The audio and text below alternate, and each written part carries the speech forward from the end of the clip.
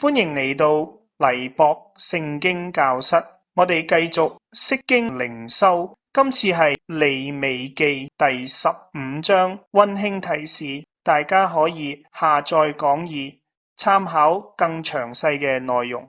如果話13至14章處理嘅係外在嘅皮膚病同發霉，第15章就係將聖潔照進人類最私密、最優美嘅身體角落。呢章經文規範男性同女性嘅生理流出，從正常嘅生殖分泌到異常嘅病理流血。好多人覺得呢章經文令人尷尬，但係從生命神學同創傷理論嚟睇，我哋會發現神唔單止關心宏大嘅聖殿祭祀，亦關心會流出、會疲倦、會失去控制嘅肉身。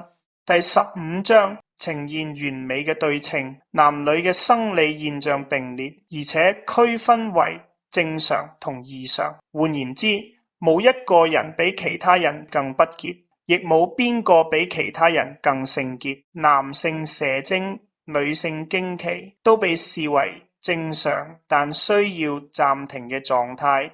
身體此時唔適宜接近聖所，即使生命繁衍係自然過程，亦需要界限同節制嚟維護聖潔。異常嘅流症，例如血流，描述為耗損嘅痛苦。對於嗰啲停唔落嚟嘅傷痛，利未記透過洗滌、等候同獻祭嘅儀式，為呢啲身體失控嘅人提供復原路徑。佢唔要求你立刻痊愈，而係要求你察覺同處理。喺古代以色列嘅宇宙觀，身體應該係完整嘅封閉系統，生命力應該保存喺體內。任何向外嘅流出，無論係血液、精液或者其他體液，都象徵生命力減損。肉身嘅性命就係血，血嘅流失就係生命嘅流失，係邁向死亡，係伊甸園外嘅存在狀態。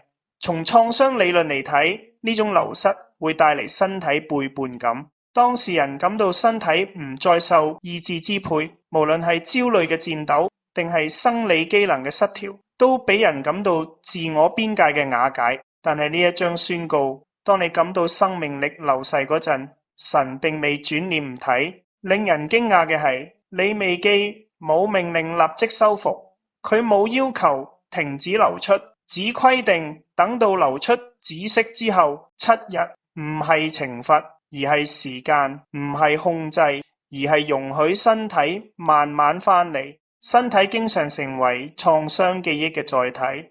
喺呢度，記憶唔喺心裏面，而喺血同體液之中。不潔唔係定罪，而係承認呢個身體正喺承受尚未復原嘅破裂。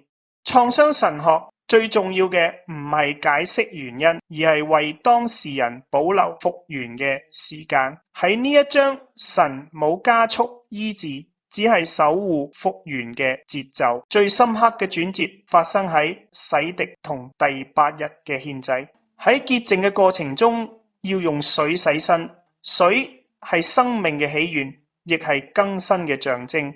嗰兩隻斑鳩或者初甲嘅祭，係將個體嘅痛苦正式移交俾神。呢個係地位嘅逆轉。嗰個曾喺暗處因流出而自卑嘅人，而家喺眾人面前被宣告為潔淨，重新獲得權利親近神。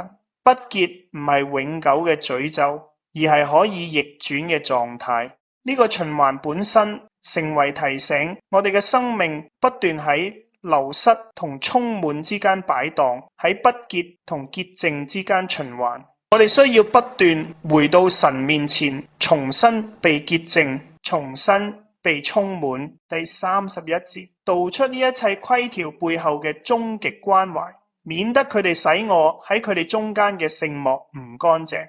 原來呢個係為咗保護神嘅同在，至聖嘅神選擇同人同住，呢個係何等恩典！但呢個恩典亦帶嚟責任。聖潔唔能夠同污穢相容。